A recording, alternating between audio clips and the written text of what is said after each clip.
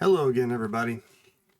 We're back again here today to talk a little bit more about some things that I remember about when I used to go to church every day and about how I don't see how they line up with what I learned when I was in Sunday school. So today we're going to talk about the rapture. Now, some of you might have heard, but a week, or has it been 2 weeks ago now? It's hard to tell these days. But a short time ago, there was a movement that went around TikTok. I'm not exactly sure how big it was, but it was big enough that I started seeing things kind of pop into my kind of video feeds every so often. Hashtag Rapture Talk. And as far as I can tell, it originated with some preacher, and I think it was somewhere around South Africa, named Joshua Malakia. I'm slaughtering the name. I'm sorry about that. Anyway, he was saying that the rapture was going to happen on September 23rd. That was the day. Mark it down. He had a vision from God, and he was on all kinds of Sunday shows and got spread around TikTok and other places. And the rapture was coming. And a lot of people apparently, supposedly, got really wrapped up in this. A lot of crazy stuff happened. And everything from people preparing their homes for when they would be gone, and that way other people could find things and could make some use of it, to people giving away their retirement savings or cashing out their retirement savings and giving away to people, or people giving away their cars, or just quitting their jobs and getting ready for the rapture, and because it didn't matter, because Jesus was coming and the end was here, and so on and so forth. And then September 23rd came and nothing happened. And then they started saying, well, it's late, and because of the way that the spin of the world goes, there are some places that will still be the 23rd and some places will be the 24th. So really, it might extend into the 24th. So just be ready. Be ready. And then September 24th came, and nothing happened. And then shortly after that, not all of the same people, but a lot again, were back on. Some of them were trying to couch their bets. They were trying to take back some of the things they said. Some of them were in tears because they had basically ruined their lives, and all because of this, and a lot of pain and suffering and so on and so forth. And all of it because some guy got on there and kept saying, I have a vision. I know. God spoke to me. How can you not listen? Yeah. So I want to talk about the rapture today. And I want to get into the nitty-gritty of it. And I want to try and make the argument that if you are a Christian and you are a real believer in this, you shouldn't care about the rapture. It's a weird statement, isn't it? But in reality, it should be the last thing on your mind. Let's get into that. Now, where does all of this come from in Jesus's words? Because that's what I want to focus on. I don't care about Isaiah. I don't care about the prophecies of Daniel. I don't care about Revelation. What did Jesus say about the rapture, about the end times? Everything else is what other people said. If you're a follower of Jesus, you're a follower of Christ, you should start with the man. So let's start with the man. What did the man say in the red letters? We're going to go to Matthew chapter 24. And we're going to basically go through the whole chapter. The whole chapter is about this. You know, it's not just one little verse here or there, someone's nitpicked. The whole freaking thing is about the end times and what you should do and what you shouldn't do. So let's look into that. The first two chapters, or the first two verses, the apostles have taken Jesus to the temple and they're looking at it, and Jesus says that, you know, in the end times, all this will be destroyed. That's verses 1 and 2, basically. Let's start at verse 3. And as he sat upon the Mount of Olives, the disciples came unto him privately, saying, Tell us, when shall these things be? And what shall be the signs of thy coming and of the end of the world? Straight up. When's it going to happen? How are we going to know it's coming? What do we do? And Jesus answered and said unto them, Take heed that no man deceive you. For many, many shall come in my name, saying, I am Christ, and shall deceive many. And you shall hear of wars and rumors of wars. See that you not be troubled, for all these things must come to pass, but the end is not yet.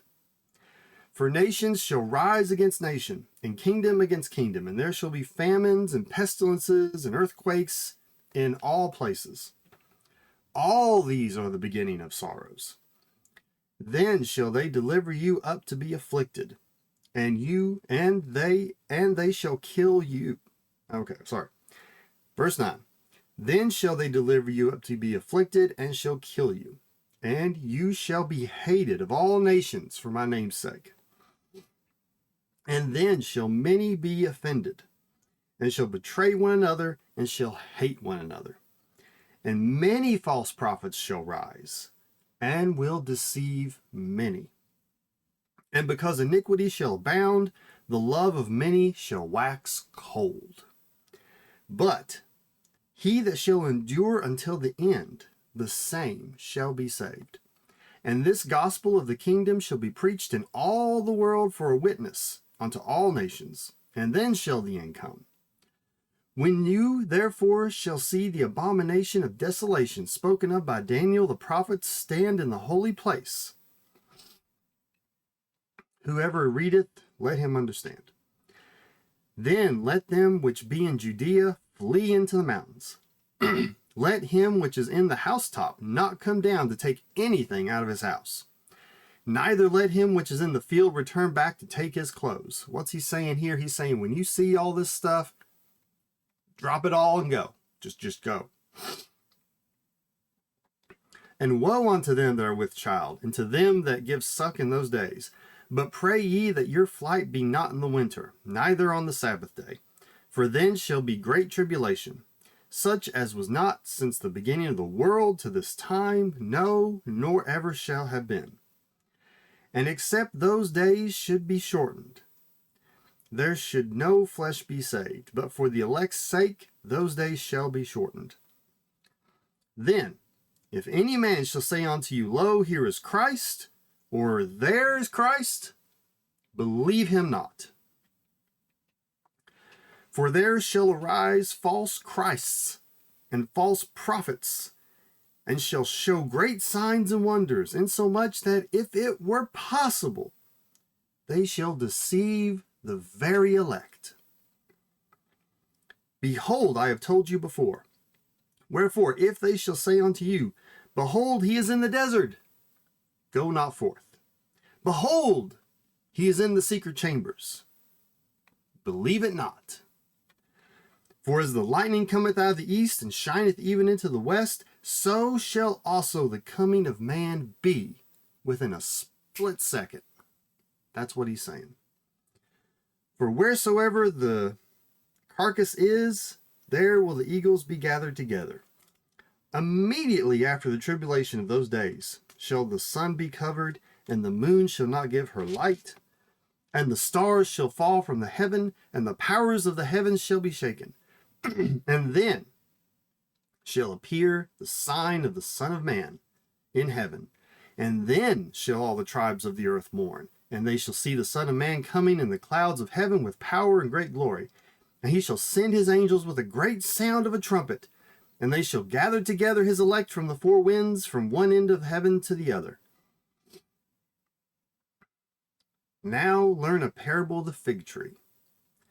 When his branch is yet tender and putteth forth leaves, you know that summer is nigh. So likewise, when you shall see all these things, know that it is near, even at the door. Verily I say unto you, this generation shall not pass till all these things be fulfilled. Heaven and earth shall pass away, but my words shall not pass away. But of that day and hour knoweth no man, no, not the angels of heaven, but my Father only. But as the days of Noah were, so shall also the coming of the Son of Man be. For as in the days that were before the flood, they were eating and drinking and marrying and giving marriage unto the day that Noah entered into the ark, and knew not until the flood came and took them away. So shall also the coming of the Son of Man be. Then shall two be in the field, the one shall be taken, and the other left. Two women shall be grinding at the mill, one shall be taken, and the other left. Watch, therefore, for ye know not what hour your Lord doeth come. But know this, that if the good man of the house had known in what watch the thief would come, he would have watched, and would not have suffered his house to be broken into. Therefore be ye also ready, for in such an hour as ye think not, the Son of Man cometh. Who then is a faithful and wise servant, whom his Lord hath made ruler of his household, to give them meat in due season? Blessed is that servant, whom his Lord, when he cometh, shall find so doing. Verily I say unto you, that he shall make him ruler over all his goods. And if that evil servant shall say in his heart, my Lord delayeth his coming, and shall begin to smite his fellow servants, and to eat and drink with the drunkards, the Lord of that servant shall come in a day when he looketh not for him, and in an hour that he is not aware of, and shall cut him asunder, and appoint his portion with the hypocrites. There shall be weeping and gnashing of teeth. That's the end of the chapter. It's a long chapter. It's 51 verses. It takes a minute. So, what does all that mean? Well, let's dig into that a little bit.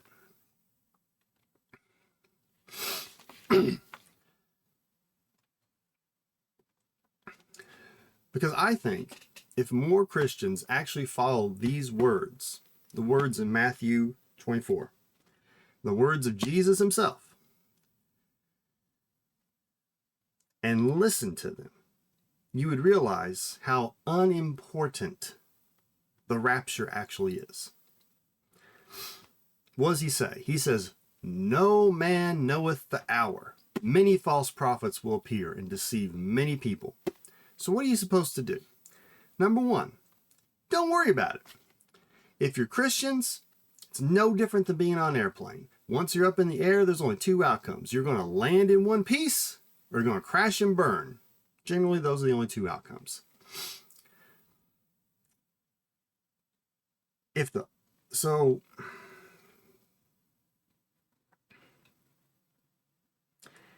archangels and Jesus himself don't even know when this is going to happen, you shouldn't expect John or Jane Smith or Father Joshua to get some kind of vision to tell you that it's coming.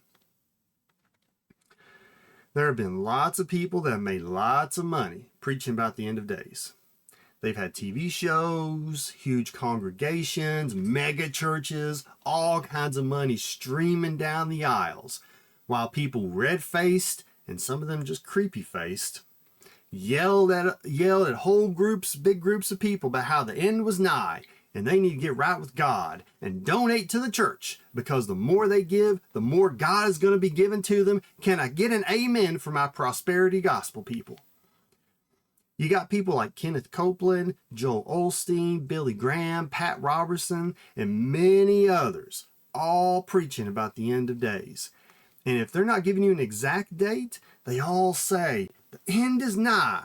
And they quote Matthew 23:34. Truly, I tell you, this generation will certainly not pass away until all these things have happened. And then they say that this is the generation that will be raptured to heaven. Because look at everything that's going on. So don't worry about climate change. Don't worry about pollution. Don't worry about COVID. Don't worry about all these wars you hear about or all these people with genocides and everything. You don't need to do anything about it. Don't worry about it because it's all been foretold and these all things must be. Rejoice in the glory of the Lord. Hallelujah. Well, people have been prophesying about the end of days forever. From the Mayan calendar and before that, I'm sure, all the way up to today. Let's go through just a few of them. There was the Great Disappointment in 1844 when Baptist preacher William Miller predicted by using the book of Daniel, somehow, that the end was going to happen on October 22nd of 1844. Tens of thousands of people sold their possessions in preparation for the end. The day came and went like any other day. There was widespread disillusionment after that, and a bunch of people left, formed their own congregations, and there was a lot of weeping and gnashing of teeth. The Jehovah's Witnesses have been making and failing false predictions about the end times since the 1800s. 1914, 1918, 1925, 1941, 1942, 1961, 66, 75, 2000 Y2K, and all of these years that are supposed to be the end of the world, the return of Christ. I'm sure they threw COVID in there somewhere. But we're all still here. A guy named Hal Lindy's late Great Planet Earth was published, sold over 28 million copies, and stated that the end would come before 1988 since the establishment of Israel as a country with borders was supposed to be the sign of the end. He got a lot of money and press about it, but we're all still here. And then in 1988, there was a publication called 88 Reasons Why the Rapture Will Be in 1988. This was a booklet that was published by a former NASA engineer and predicted the rapture would happen on September of 1988. It sold 4.5 million copies. After that date came and went, he revised it a little bit to be 1989, and then 1993, and then 94, and we're still here. Let's not forget the sad story of the Heaven's Gate cult. 39 people believe that as the Hale-Bopp comet passed by us on March of 97, that they would be raptured by an alien spacecraft. And sadly, they took the wrong way out. And then nothing happened. Harold Camping, a Christian radio broadcaster, predicted the rapture would happen on May 21st of 2011. Then after that day came and went, he changed it to October 21st, 2011. And they believe this because some earthquakes happened and because same-sex marriages became legal in some states in America and conflicts in the Middle East were happening. And all this meant, of course, that the rapture was coming. And nothing happened. 2014, 2015, there was the blood moon tetrad of blood moon phases. And preacher John Hagee predicted this as the mark of the rapture. Again, nothing happened. 2017, September 23rd, there was a planetary alignment, and some said that this was the sign in the sky in Revelation 12. And again, nothing happened. And I've noticed that every time the stars and the moon seems to line up in some cool patterns, that can only be viewed from this vantage point from Earth. People just love to freak out about it. and say that the end is nigh. But we're all still here. And then, of course, there was a wave of predictions of the end times during COVID. And we're all still here. And now, hashtag Rapture Talk. What a load of horse crap. That right there is a large problem with Christian evangelicals today. They are told from the time they are little kids in their pretty little Sunday school clothes by their pastors, by their families, by their friends, that the Lord is coming. And he's coming soon. Don't worry about any of this earthly stuff. It's all the devil. You just need to accept Jesus, read the good book, come to all the Wednesday and Sunday sermons, maybe more if we do more through the week, and don't forget that tithe. That's important now. Don't forget your tithe. And everything else will be just fine because the Lord's coming before the end of this generation, let me tell you. And then you end up with things like climate change, which causes worse and worse storms and harsh weather, hot and cold spells and droughts. You get rising insurance rates. Places like Florida, where the insurance crisis has made it so that people can't hardly even get insurance for their places. Places where they can't grow crops anymore because of the droughts in their lands, or the land itself is starting to erode away from the rising sea levels. You get people where they don't care about deaths in cities around them or genocides of others far away because the Lord is coming. Haven't you heard the good news? It's all going to be okay. Just accept the Lord into your heart. Ask for forgiveness of your sins. It'll all be fine. What's that? Food, clothes, shelter? Tell you what, I'll pray for you that the Lord provides you with all these things as I climb up in my big old truck to go home and cook food for 40 people in my family in my huge kitchen. Do I actually have to say the word hypocrisy, or can you hear it screaming from the rooftops? Now, I don't think everyone should be an environmental activist or, a big "in the wars" out there with their signs, staying on the roads.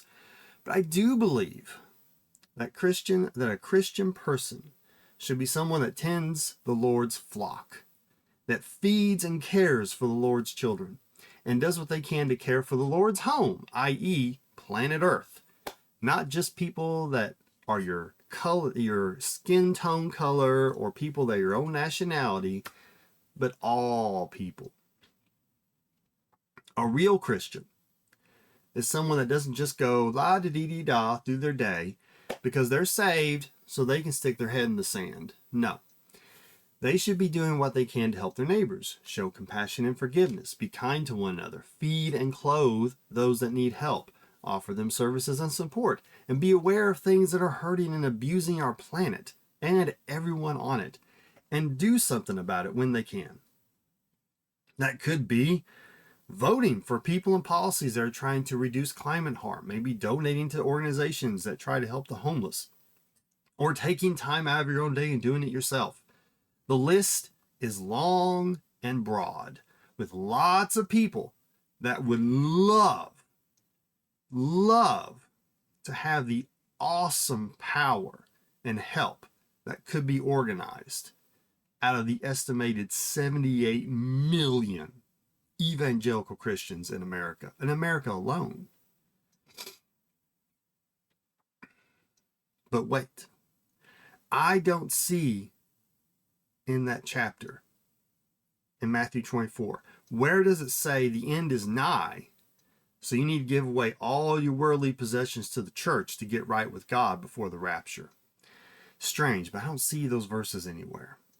The verses I do see are Matthew 24, 45 through 47. Who then is the faithful and wise servant, whom the master has put in charge of the servants in his household to give them their food at the proper time? It will be good for that servant whose master finds him doing so when he returns. Truly, I tell you, he will put him in charge of all his possessions. Now, what is Jesus saying there? He's telling you that his good servant isn't going to be out there screaming about the end times. He isn't going to be yelling at people that they need to give all the money to him so they can spread the word. He is going to be getting TikTok famous and growing his platform about talking about visions and angelic math or whatever else crap these people talk about. No, the good servant, the true follower of Christ, will be people that when he returns, he finds them doing the Lord's work. So what is the Lord's work? Well, we talked about that last time. It's showing compassion, empathy, giving healing and nurturing to the sick, feeding, clothing the homeless, showing forgiveness, love, and hope to others, helping those that can't help themselves. Matthew 7:20, by their fruits you will know them. He spoke about bad fruit and good fruit. Those that are doing Jesus' work when he returns will be people who are living their lives, helping others, showing compassion, forgiveness, love, acceptance to all, because we are all God's children. That's what Jesus preached. Anyone tries to tell you anything different or anything less is just a false prophet trying to sell you something for power, cash, or both. Now, how did this idea of the rapture even take hold in everyday thought in the first place? The idea of the rapture can be broken down into different groups, and we're really getting nerdy here, so hang with me. There's dispensational premillennialism, I know, historic premillennialism, postmillennialism, and amillennialism. Now, what does all this crap mean? It all comes down to Revelation 20, where it talks about the 1,000-year reign of Christ on earth. Historic premillennialists believe that Jesus will return before these events happen, and the rapture will happen at the same time as Christ's reign begins. That's what the early church fathers held the view of. That's what they thought was going to happen. Post-millennialists believe that after 1,000 years of the spread of the gospel, Christ would return and they'd be raptured to him and resurrected. Some of the Puritan groups and other groups like that believe that. Amillennialists believe that the rapture or the final resurrection will happen at the end of tribulation and that the Church of Christ is reigning on the earth right now. The millennium reference is really just kind of symbolic. The 1,000 years is kind of like, it's kind of like 40 days and 40 nights with Noah in the flood. Was it really 40 days and 40 nights? Or was that just kind of, it was a long time? Well, that's what they think. They think the reference to 1,000-year reign on earth is, well, it's just going to be a long time. That is what a lot of Roman Catholics and Eastern Orthodox believe. The modern evangelical view of the rapture that a lot of people think of right now and that all this rapture TikTok stuff was about actually comes from the early 1800s and a man named John Nelson Darby. And it was a combination of him through a publication called the Scofield Reference Bible. Now, Darby was a preacher and a leader of the Plymouth Brethren movement and came up with the idea that the rapture would actually happen in two parts. First, the saved would be taken up to heaven to be spared the 7 years of tribulation spoken of in Revelation chapter 2. And they would then descend with Christ at the end of the 7 years of tribulation to bring out the millennial reign of Christ on earth. This new idea probably wouldn't have gone very far, except for the invention of the printing press and the Scofield Reference Bible in 1909. That study Bible contained within it Darby's notes and writings about his concept of the rapture and disseminated them out to 2 million readers by the end of World War II. Combine that with word of mouth, the horrors of the Great War, and many people turning to faith during that time, understandably, and you can see how easy it was for the idea to take hold. The people that believe this about the rapture, they are the dispensational premillennialists, which is basically most evangelical Christians today. They believe that the true believers, the saved, will be raptured before the 7 years of tribulation and then return to earth with Christ to bring about his 1,000-year reign on earth before the final judgment. It's the kind of thing that was popularized when I was a kid by like the Left Behind series of novels and movies, and it's what's taught by most evangelical churches today. It's what I was taught and to believe and how I was taught to interpret the book of Revelation when I was growing up. But I strongly argue that none of this is important. Post-millennial, amillennial, premillennial, the rapture itself, none of it is really worth the paper it's written on for a true follower of Christ. Most historians believe that the book of Revelation was written around 95 AD. The earliest manuscripts we have of the four Gospels, Matthew, Mark, Luke, and John, they go back to about 50 or 70 AD. Okay, again, I ask you, so what? If Jesus said, no man will know the time, many will come as false prophets to deceive you, and you will know them by their fruit, and that my good servant is the one who is found working at the time of my return, then why are you worrying about the rapture?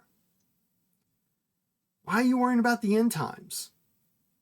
If you believe in Jesus and God, and they're going to take care of it. That's their thing to worry about. Jesus said to be worried about what is happening now, to be involved in helping the poor now, to be involved in showing compassion to the sick, the ill, the injured, and the outcast now, not later, not after. He didn't say, study the heavens to look for my return. He said there would be signs, war, famine, false prophets. When have these things not been going on? I would hazard a guess, if you can get a group of evangelicals together that lived through the Great War, World Wars I and II, they would tell you that they were sure that the rapture was upon them right then and there. Being so focused on then and not now can cause one to become so focused on themselves and preparing for that time just around the corner that they become numb to the problems we face all around us right now. It's a thing that I'm calling nihilistic individual fundamentalism. It leads to people cutting themselves off from the world and getting into rapture prepping. Want to know what that is? Learn a little bit about how the Mormons are commanded to always have so much food on hand for the end times, about all the companies and farms that are then run by organizations and groups that sell the food and the preparation stuff to the rapture preppers that are themselves owned by people in higher echelons of the Mormon church and the evangelical churches, so that even if you aren't tithing at the altar, they're still getting your money at the grocery counter. Or you have people building compounds in the hills. You have entire companies that have developed to make a buck off of this stuff, selling food packs and supplies, making a killing off of people, pushing the idea that they need to be ready for the end. And so what that leads to you is that you're always looking up, waiting for the end. And so you're not worried about everything going on that's happening around you, the suffering that's happening around you. You become disillusioned to the hard, real problems right here. And it's easier to just say, thoughts and prayers. Well, I'm going to give you all my thoughts and prayers without actually getting involved and trying to do something about it. Gun deaths don't matter. War doesn't matter. Famine and starvation doesn't matter. I'm not going to listen to these scientists and experts because I've got the love of Jesus and he's coming back soon. Everything's going to be glorious. I've got my personal relationship. I'm good. I'm solid. But then, with every prophecy, every failed vision, every funeral, the end gets closer and closer, and all you've done is hoard your wealth, become old and cynical, clutching your cross and your pearls, yelling about people for being the devil online because they can't understand why you don't seem to care about the suffering of others, whether they be people in other countries living under dictators or in the midst of brutal wars and conflicts, starving from famine and hunger. while the world just keeps on getting hotter and hotter and hotter. I think a real Christian, a true follower of Christ, I think you'll know them by their works. I think they'll be out there and they'll be trying to feed the hungry or clothe the poor or fighting against policies that want to take away health care from people, that want to take away food from people. They'll be fighting for policies that want to try and solve the problems we have with corporate greed, policies that want to do something about gun deaths, policies that want to work towards changing how we power our lives so we don't continue to worsen the climate crisis of this planet. I think that real Christians would give people their would I think that real Christians would give people their thoughts and prayers, and then they would do something about it.